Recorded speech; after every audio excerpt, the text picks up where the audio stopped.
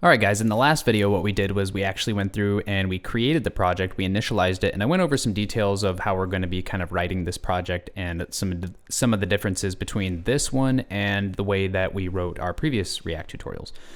In this video, what I want to do is create our add bill component because I feel like it's best to have our ability to add new bills before we start trying to list bills using mock fake data. So I just want to go ahead and create our add bill component and use that as a time to kind of teach a few things about React hooks and kind of get you guys ready for the context API that we're going to be doing in the next video. So let's go ahead and get started.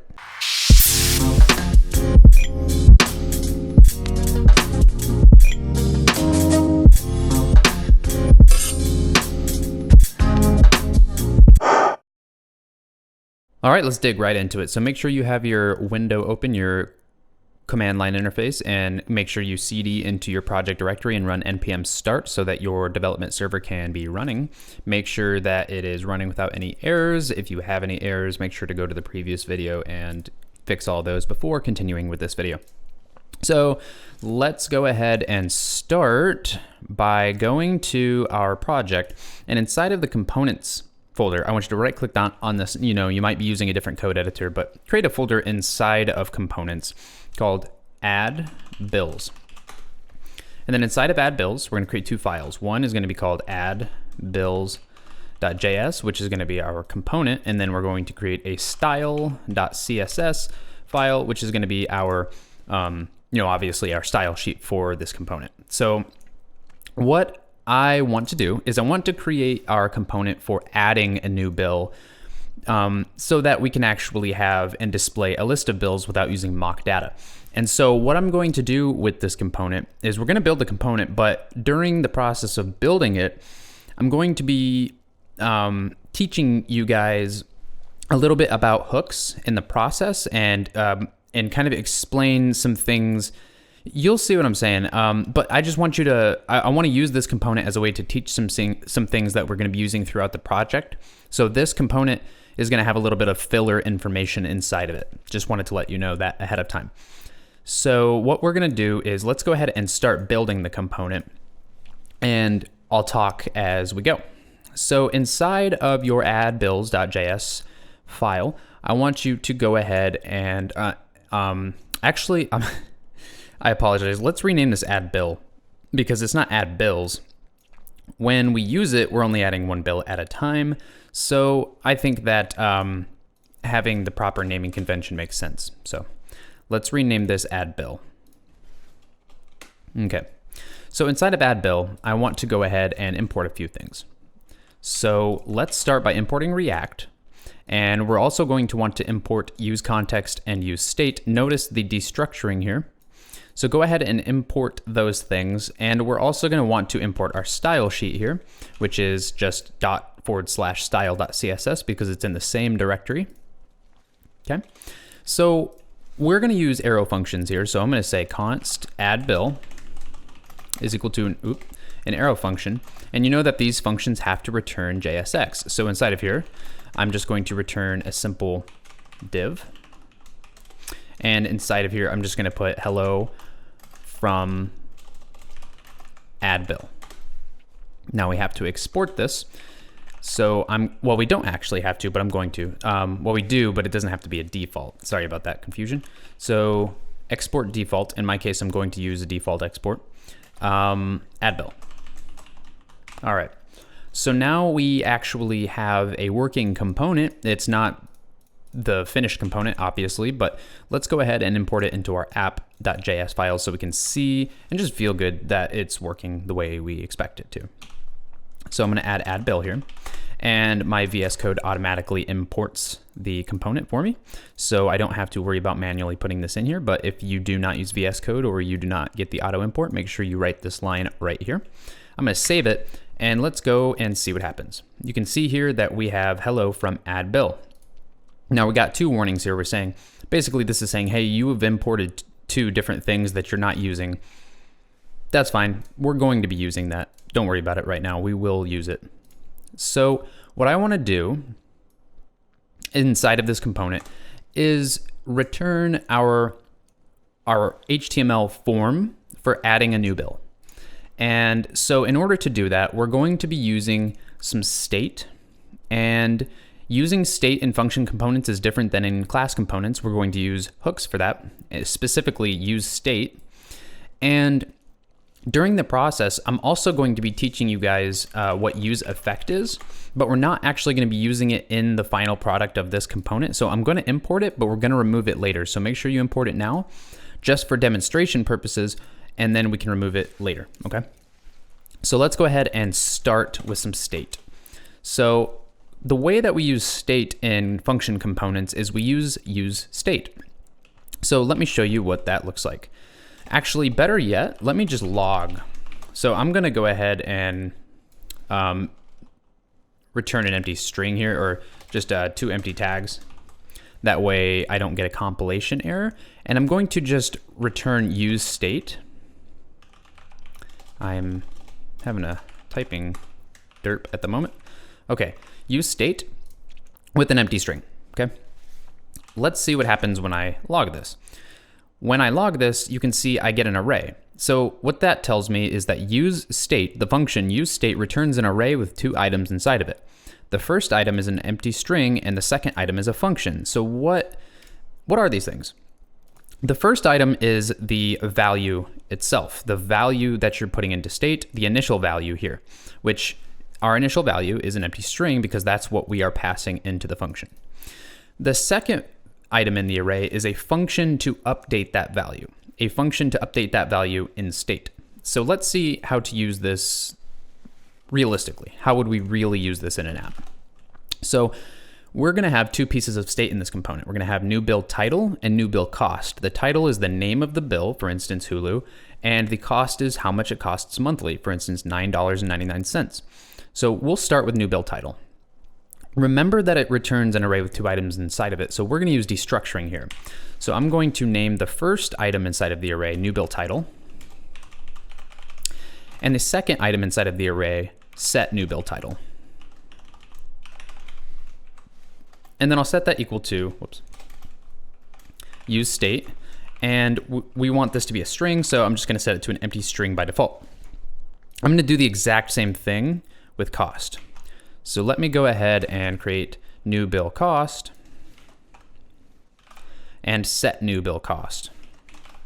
So now okay, so really quickly, I'm just gonna let you know, this is going to be a number. So you're gonna type in a number like 9.99, but it's going to be a string in state because when we pull it from the DOM, it's going to be a string.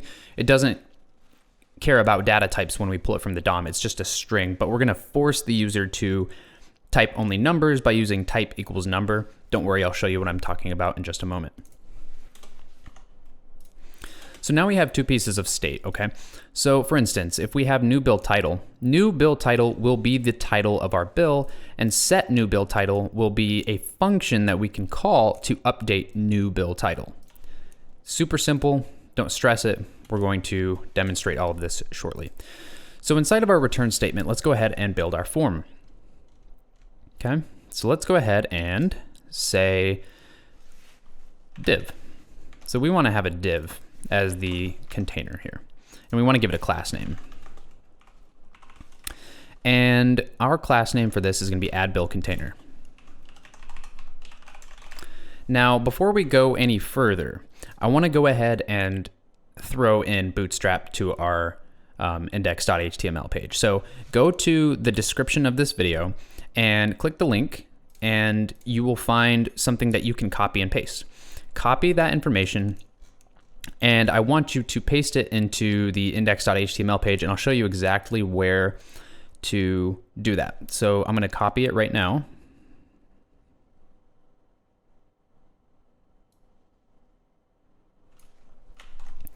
And where I'm going to paste it is directly underneath this meta tag here. And it doesn't really matter. I mean, you can paste it anywhere up here in the head, but just paste it like right here, for instance. That will be your Bootstrap. So this is Bootstrap. It's a CSS library that's going to help us not worry too much about styles. It's going to handle a lot of that for us. And so what we're going to end up doing is using Bootstrap classes throughout this app to make styling just a little bit easier, so we don't have to worry about that. We can focus more on the JavaScript. So back to this. Inside of this container, we're going to have two inputs. The first input is going to be a class name of, and we're going to give it some classes here. It's going to be add bill. Let's see, add bill form control. And we're also going to give it the form control class, which is a bootstrap class. And it looks like, I forgot to close this. Whoops. Goodness. All right. So after the class name, I'm going to put this on a new line so it's easier to read. We're going to put a placeholder. And a placeholder is the text that's inside of the input before you start to enter data into it. Enter bill title. And that just kind of tells the user, what they're supposed to put inside of this input. It's, in my opinion, easier and cleaner than using a label. So we're going to put type is equal to text because we want text inside of this and not a checkbox or, numbers. And the value is going to be equal to, and then we're going to use our curly braces here to put some JavaScript inside of here. And we want to set our value equal to new bill title. Now that will set the value equal to new bill title, but we need to also be able to update that value so that it's synchronized properly. To do that, we'll use onChange, and we'll use our curly braces here so we can put some JavaScript in here. OnChange is built into the input, and what it's going to allow us to do is define a function. So here I put a arrow function, and it's going to automatically pass the onChange event into it. So we need to put an E here. You can name this variable, whatever you like, but an E makes sense. It's the first letter of event. And I'm going to actually remove these curly braces since it's an ES6 arrow function with only one line. We don't need those.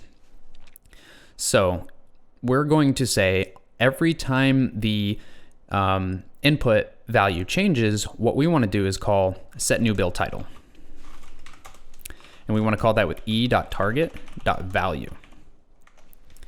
So in essence, every time we change the input, we are going to update our state with the value of that input, and it's going to be synchronized to the value.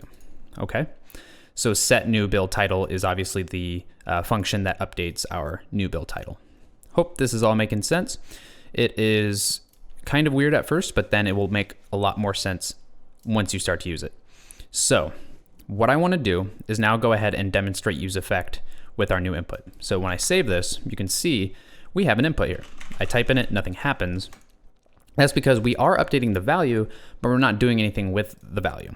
So what I want to do is demonstrate useEffect using this value. So useEffect, whoops, takes two arguments. The first argument is a function, so an arrow function, and the second argument is optional, and it is an array of dependencies. What does this function right here depend on? Okay, so if you don't have a dependency array, it relies on everything in the app. So in other words, every single, whenever anything inside of this component changes or updates, any variable, anytime this function re-renders, this function will be run.